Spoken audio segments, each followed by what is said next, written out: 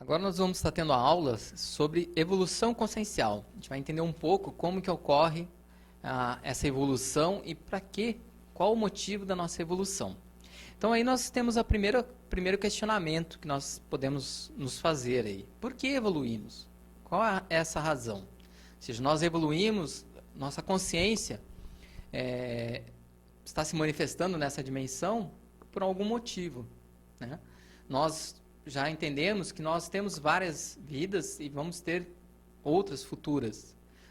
Qual o motivo, a razão dessa evolução? O que a gente vem observando é que essa evolução ela tem uma hierarquia, ela segue uma hierarquia evolutiva, onde a consciência ela tem ela está num determinado patamar, um determinado padrão. Essa escala evolutiva das consciências, nós vamos estar podendo identificar, explicar aí para vocês, que ela é composta de 14 etapas, ou seja, 14 padrões ali. Nós temos a primeira etapa, que é a consciência transmigrada, que é o que vem a ser essa consciência transmigrada? Ela é uma consciência com um padrão muito primário, onde ela, inclusive, não consegue mais se manifestar nessa dimensão física aqui nesse planeta. Por que ela é transmigrada? Ela é levada para outros planetas numa condição mais evoluída, numa condição mais precária. Por quê? Ela aqui está se manifestando e ela vem prejudicando um número muito grande de consciências. Isso é interessante de observar, que existem algumas consciências, inclusive envolvidas com guerras, com violências, que essa consciência ela não tem mais espaço aqui nesse planeta. Porque esse planeta nada mais é do que um hospital-escola, que nós chamamos. É um local que nós temos consciências mais saudáveis e outras extremamente doentes. E ocorre essa interação. E essa interação é para auxiliar, ou seja, é para ocorrer uma reeducação. Quem está um pouco mais saudável, ajudar aquela consciência um pouco mais doente. Essa interação ela é saudável que aconteça. O problema é que nós temos algumas consciências que não conseguem mais fazer essa interação. Nesse caso, nós chamamos de consciência transmigrada. Consciência quer dizer consciência reurbanizada. Consciência. Inclusive, existe um livro escrito pelo professor Valdo Vieira, que é chamado Homo Sapiens Reurbanizatus, onde ele vai detalhar essa escala evolutiva, trabalhando todos esses conceitos. E o Homo Sapiens Reurbanizatus trabalha principalmente essa ideia da consciência, que é uma consciência que ela está sendo reurbanizada, ela está sendo assistida de uma maneira a mudar de patamar, a melhorar. Tá? A diferença é que, às vezes, uma melhor alternativa é que ela vá para um outro planeta, numa condição mais precária, que nesse outro planeta ela vai conseguir interagir com outras consciências, porque aqui ela não está conseguindo fazer isso. Nós chamamos isso, dentro da escala evolutiva, que ela está a 10% do serenão. O que é isso? O serenão, nós vamos observar na escala, que é uma consciência que ela está num patamar bem mais evoluído. Ela está ali dentro desses patamares, no 13º. Tá? Ele está na última, a consciência muito evoluída, que ela está nas últimas vidas, existências humanas, ou seja, nas últimas vidas que ela precisa desse corpo físico para se manifestar. Esse serenão nós utilizamos como se fosse um modelo, um parâmetro dentro dessa escala evolutiva. Porque a escala, eu tenho que ter algum parâmetro. Como eu tenho ali 1 metro, né, que eu tenho 1 metro e eu tenho organizado por vários centímetros, o parâmetro aqui dentro da evolução consciencial é nós pegarmos uma consciência mais evoluída e estarmos comparando, tanto nos comparando com aquela consciência, como comparando outras consciências frente àquela. Tá? Então nós escolhemos essa consciência no sentido de organizar essa escala evolutiva. E essa consciência chama-se serenão. Então, a consciência transmigrada está a 10% do serenão. Ou seja, tem apenas 10% dessa consciência mais evoluída. A consciência ressomada é aquela consciência reurbanizada que ressomou nessa dimensão. Ela já está a 20%, tem 20% do serenão, tá? Como características, como temperamento. E essa consciência, ela foi ressomada já numa condição um pouquinho melhor, mas ela ainda tem muita dificuldade para se manifestar. É muito comum nesses grupos um pouco mais violentos, consciências que não conseguem se adaptar muito essa existência humana, às vezes acaba entrando em droga. É muito comum essas consciências serem com os réus ressomada. A forma de ressomar a sua existência nessa vida humana é até melhor para essa consciência, é a maneira que ela tem de começar a interagir com outras consciências. Então, acontece essas ressomas no sentido de auxiliar o seu desenvolvimento, a sua evolução. Já 25% do serenão, nós chamamos de pré-serenão vulgar. É a grande maioria da humanidade. Esse seria um pré-serenão vulgar. É a consciência que vivencia que é a vida humana, mas ainda sem lucidez daquilo que está se passando. Ela pode até começar a estudar e começar a ter um pouco dessa lucidez. Aí é o pré-serenão vulgar, que é o comum, é a grande maioria. A isca inconsciente também está a 25% do serenão. É aquela consciência que já tem um padrão um pouco melhor, tá? E ela começa em determinados locais e ela serve como uma isca, ela interage dentro dessa relação bioenergética, ela interage com outras consciências, tanto intrafísica como consciências extrafísicas, e ela acaba fazendo o que a gente chama de isca. Ela absorve energia ou faz um acoplamento com consciências, né, consciências extrafísicas, que vêm para ela. Por que ela é inconsciente? Porque ela não percebe isso de forma lúcida. Então, às vezes, ela ocorre essa interação e ela começa a sentir dor de cabeça, dor de barriga, sono, né, dor no corpo. Ela serviu de isca inconsciente. Ela está promovendo essa interação sem ter lucidez. Tá? Já o quinto patamar, que é o tenepsista, que ainda está a 25% do serenão, mas aí num patamar um pouco melhor, né? Porque esses percentuais é mais no sentido didático, né? Porque ali, se a gente fosse fazer uma variação, seria ali 28, 29, tá? Mas é mais num sentido didático, tá? Esse tenepsista, ele está a 25% do serenão, ele já começa a realizar assistência para outras dimensões. Então, além dessa dimensão física, onde você pode estar assistindo pessoas, ajudando a promover aí a melhoria das consciências, essa consciência, que é o tenepsista, que tem um soma, mas ele começa a fazer assistência extrafísica. Ele começa a fazer uma doação extrafísica de energia. Essa doação ocorre diariamente. Existe uma técnica específica que é chamada TENEPS. Inclusive tem um livro, que é o Manual da TENEPS, onde você pode conhecer melhor sobre isso. O projetor consciente já é uma fase um pouco melhor, aí a 30% do serenão é aquele que domina a projeção consciente, projeção lúcida. Então ele está interagindo com outras dimensões extrafísicas com uma frequência maior e com lucidez. Ele tem um domínio da projeção consciente. Já o epicom lúcido, ele está a 35% do serenão. Esse epicom lúcido, ele interage com as outras dimensões extrafísicas e ele é um epicentro de assistência. O que é esse epicentro? Ele, como uma consciência, onde ele se manifesta, ele promove a assistência às outras consciências onde ele está atuando, interagindo. Tanto consciências intrafísicas como extrafísicas. Ou seja, ele, como consciência, ele seria um líder da assistência extrafísica. O conscienciólogo, ele se encontra já a 40% do serenão. O conscienciólogo é aquele pesquisador da conscienciologia, o entendimento do paradigma consciencial, de uma forma lúcida e integrada. Não é apenas aquele que estuda a conscienciologia, que é considerado um conscienciólogo. Tá? Eu estudo a conscienciologia, tá? Mas eu não sou um conscienciólogo do ponto de vista de patamar evolutivo. Eu ainda não alcancei esse nível. O conscienciólogo é aquele que interage com as diferentes dimensões o tempo inteiro, com lucidez, interage com as diferentes consciências o tempo inteiro, com lucidez. Ou seja, ele promove a assistência intra e extrafísico com lucidez praticamente o tempo todo. E começa a desenvolver o conhecimento da conscienciologia num grau de profundidade bem maior. Tá? Então ele começa a vivenciar essas diferentes dimensões com uma lucidez frequente.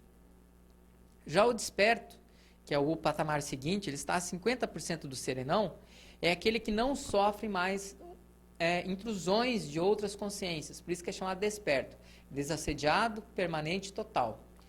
ele está se manifestando com as outras consciências, mas ele está lúcido o tempo inteiro. Ele já não sofre mais intrusões, ou ele não vai se desgastar, ele não vai alterar o humor, né? Normalmente uma pessoa, quando tem alteração de humor, às vezes é comum ter assédio ali no meio. O desperto não acontece mais isso com ele. A semiconsciência, que é já um outro patamar, que é 60% do serenão, é aquela consciência que ela vive tanto no intrafísico como no extrafísico, ali praticamente meio a meio já o tempo, ou seja, ele está vivendo já uma frequência muito maior do ponto de vista extrafísico do que somente o intrafísico. Então, normalmente essa consciência ela fica até um pouco mais isolada para poder se manifestar, porque ela está se projetando, percebendo o extrafísico com uma frequência muito maior. Já o seguinte, que é o teleguiado autocrítico, que está em torno de 65% do serenão, ele já começa a interagir a sua forma de manifestação, mas através da interação com consciências extrafísicas, ou seja, consciências extrafísicas uma condição melhor, né, mais que nós chamamos de amparadores. Então ele já não fica mais pedindo só para ele mesmo, né, apenas para si. Ele já está se manifestando conforme o trabalho. Ele já interage tanto intra como extrafisicamente conforme o trabalho. Então ele está o tempo todo interagindo, tá, com essas outras consciências mais evoluídas. O evoluciólogo, que é 75% do serenão, o evoluciólogo também antigamente era chamado de orientador evolutivo. É uma consciência que já tem uma visão de conjunto de várias consciências, às vezes de milhares de consciências, onde ele é como se administrasse essas consciências. Ele auxilia a evolução desse grupo muito grande de consciências. Então, o padrão dele, tanto evolutivo como o padrão de conhecimento nessas interações, é um padrão muito superior. Já o serenão, que é o 100%, que é considerado um modelo que nós usamos, que eu comentei um pouco, é aquela consciência que está nas últimas vidas, usando esse corpo físico. Ele já vivenciou, ele já passou por todas essas etapas. Ele já tem um padrão de lucidez, onde ele já não tem mais essa questão de intrafísico e extrafísico. O serenão até tem um corpo físico, mas ele se manifesta independente da dimensão. Ele verifica o que precisa ser trabalhado e assistido. Ele já trabalha aí com alguns deles até com continentes inteiros, onde ele promove assistência. Então, uma consciência já num padrão de evolução, de domínio muito maior. Ele já está nas últimas vidas humanas porque ele já praticamente aprendeu tudo aquilo que ele precisava aprender nessa vida humana. Ele já vai para uma outra dimensão, que é o último patamar que tem aí na escala evolutiva, que são as consciências livres, ou CL. A consciência livre, ela já não interage mais, ela não tem mais o corpo físico, ela só interage dimensão extrafísica. Essa consciência, a princípio, nós não temos noção se existe outros padrões, outros patamares após essa fase. Tá? O nosso ambiente de estudo vai até chegar a esse momento que o serenão vira consciência livre. Inclusive, existe um livro que organiza essa escala, que é chamado Conscienciograma, onde a pessoa pode ir fazendo alguns testes. São 2.000 questões, onde ela vai verificando sua nota, respondendo as questões, e ela consegue se situar dentro dessa escala. É lógico que, até como um teste, vai muito da interpretação da consciência sobre esse teste. Quanto mais nós evoluímos, o nosso entendimento também a compreensão, o nível de profundidade vai aumentando. Às vezes a gente observa isso, hoje, de repente com 20 anos, a gente tem lá uma determinada ideia sobre um conceito. Com 40 anos, nosso entendimento, a nossa maturidade ampliou e também nosso entendimento pode ter aí algumas outras variáveis que vão interferir nessa avaliação. O importante é a pessoa vivenciar, identificar essa avaliação, responder esse conscienciograma e começar a se situar dentro dessa escala evolutiva. Tá? Existe uma instituição conscienciocêntrica especializada nisso, que é chamado Conscius, que desenvolve cursos também relacionados à escala evolutiva. Para que serve isso? Ou seja, aí a gente retoma aquela pergunta inicial, por que evoluímos? Tá? E por que existe essa escala e como que a gente faz para melhorar, avançar nessa escala evolutiva? Nós temos uma variável que nós chamamos de holocarmologia, né? que é o holokarma. O karma é um conceito até mais conhecido, já bastante discutido, e até mesmo em algumas religiões, né? O que vem a ser? A holokarmologia é uma especialidade da conscienciologia que estuda a conta corrente holokármica. Holokármica porque é conjunto, holo é conjunto, kármica, que é o karma, o resultado das várias existências, das nossas diferentes vidas que nós tivemos no passado. Entendendo essa evolução, tá? Entendendo tanto como consciência, ou seja, como ego, entendendo a nossa relação com as outras consciências, que é o nosso grupo mais próximo, ou um grupo um pouco maior, que nós chamamos de polikarma, que é um grupo um pouco maior. Então, eu tenho o ego-karma, onde é o resultado como consciência desses conjuntos de experiências, de vivências, onde eu consigo identificar esse saldo. Qual é esse resultado desse meu ego-karma? Eu tenho o grupo karma, que é o grupo onde eu estou interagindo com as consciências mais próximas. Nós temos aí o grupo mais próximo, que é o familiar, e esse grupo ele pode até ser um pouco maior, que vai envolver as pessoas do meu trabalho, meus amigos, né? Os colegas evolutivos com quem eu estou interagindo. Isso é o grupo karma. O polikarma já é um grupo onde você ultrapassa isso, você amplia esse espaço, interagindo com consciências que você nem tem conhecimento, assim de forma mais direta. Aí é o polikarma. Agora, qual é esse saldo? Isso que essa especialidade, holokarmologia, ela procura estudar e identificar. O que a gente observa em relação a isso?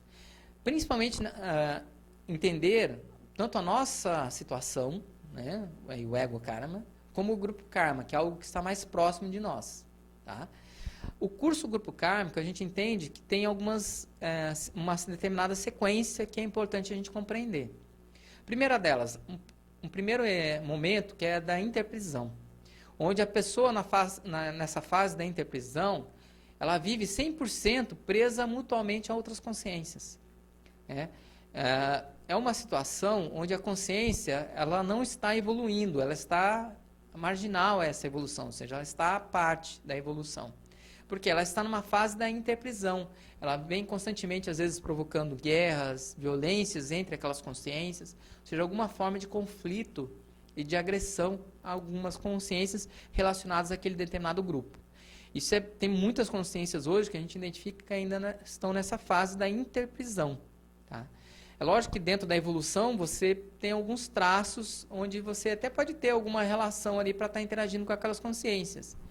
Mas quem está mais nesse período da interprisão, ela não tem lucidez sobre a evolução, ela não aceita que existem outras vidas, ela não perdoa, ela está numa fase realmente de agressão, de conflito. A fase seguinte é a fase da vitimização. A consciência começa a se questionar sobre as suas ações. Ela começa a se perceber que ela pode ter sido vítima dentro de alguma situação. Tá? E ela começa a se questionar, por que está acontecendo isso? Por que aquela pessoa me agrediu? Por que eu estou vivendo naquele mundo de conflito? Né? Isso é o período da vitimização. Né? É um período que a pessoa até se satura daquela fase da interprisão e começa a pensar, ou seja, ela deixa simplesmente daquela emoção do conflito, da agressividade e começa a se questionar. É o período da vitimização. Ela ainda se vê como sendo atacada pelos outros, mas ela já começa a entender o que está se passando, ela começa a se questionar. Não, mas por que eu estou sendo atacado? Será que eu fiz algo? Né? Mas ela ainda começa a se sentir ainda como uma vítima. Já a recomposição é quando ela começa a identificar o seu papel nessa história toda, dentro dessa relação do grupo. Né? Então, nessa fase, essa consciência ela deixa de ser apenas vítima, né? E ela começa a atender essas antigas vítimas. Ela começa a perceber que ela também tinha nessa relação, às vezes conflituosa, uma determinada responsabilidade. E ela começa a se perceber em relação a isso. E ela começa a atender, a assistir essas outras consciências. E pouco a pouco ela vai reconstruindo essas relações que aconteceram, que são relações conflituosas. Patamar seguinte, ela começa a entrar num período da libertação. Né? A pessoa já consegue discernir que aquilo que ela fez, ela está conseguindo assistir aquelas consciências, então ela começa a ver aquela luz no fim do túnel, né? E ela começa a viver alguns momentos de alívio em relação a essas pressões. Porque ela começou, na fase anterior da recomposição, a assistir as consciências. Então ela começa a perceber que aquelas consciências que ela conseguiu assistir, às vezes vão auxiliar, vão passar a auxiliar ela no seu desenvolvimento. Então ela começa a sentir realmente alívio das pressões. E ela começa a se libertar mais do seu padrão de pensamento, do seu egocentrismo, e ela começa a olhar cada vez mais para outras consciências. Então ela começa a adquirir um senso maior de humanidade, de fraternidade, querer ajudar cada vez mais outras consciências num patamar cada vez maior e de uma forma mais evoluída. O último patamar que é a policarmalidade, onde a consciência ela já não está mais pedindo nada para si, ela entende todas essas relações conscienciais e ela começa a assistir, a ajudar um número cada vez maior de consciências, não só apenas o seu grupo karma mais direto, mas também a policarmalidade, ou seja, ela começa a ajudar outras consciências que às vezes ela ainda não tem uma relação direta, mas ela quer ajudar um número cada vez maior de consciências. Então, ela começa realmente a atuar numa assistencialidade cada vez maior, uma assistencialidade que nós chamamos até cósmica. Essa fase aí, esse curso grupo kármico, ela sair do período ali da interprisão, da vitimização, da recomposição, libertação, chegando até a policarmalidade, muitas vezes levam centenas de vidas humanas. Tá? Não é algo simples. Isso também a gente não tem que entender isso daqui como um período isolado. Às vezes tem determinados grupos onde a gente ainda tem um período de vitimização, no outro determinado grupo a gente já está fazendo uma recomposição. Ou seja, didaticamente a gente coloca essa relação para facilitar o entendimento do conceito. Mas isso não é algo assim estanque, em patamares totalmente definidos. Isso acontece como se fosse um degradê. Da mesma forma, ali a escala evolutiva. Não é que a pessoa deixou um patamar e já passa para o outro. Ela começa a vivenciar algumas percepções um pouco mais avançadas e ela vai, aos poucos, adquirindo lucidez disso, compreendendo cada vez mais, ela vai num crescente dentro da evolução consciencial. Agora, para que a gente possa mudar esses patamares evolutivos dentro daquela escala, nós temos que passar por essas fases de identificar a interprisão, a vitimização, entrar já na recomposição e começar a cada vez mais assistir as demais consciências. Dentro daquela escala evolutiva que nós vimos, quem evolui mais rápido é quem consegue compreender isso de forma mais fácil, mais rápido, e começa já a atuar com isso, porque a atuação não é fácil, ela é difícil e exige muito tempo. Alguns traços nossos de temperamento, às vezes a gente leva algumas vidas para mudar. Quem adquire uma lucidez mais rápido vai conseguir avançar nessa evolução. Né? É lógico que vai da disponibilidade, do interesse de cada consciência. Mas o que a gente identifica dentro da conscienciologia, dentro dessa especialidade também, que é chamada evoluciologia, né? Que é uma especialidade que estuda a evolução consciencial, o que a gente observa é que por que nós evoluímos? Nós evoluímos porque nós cometemos alguns erros no passado, temos a oportunidade agora de ter uma lucidez e de começar a corrigir esses erros do passado. Quanto mais rapidamente eu corrigir esses erros, mais eu vou conseguir evoluir e mais consciências eu vou conseguir estar interagindo e ajudando.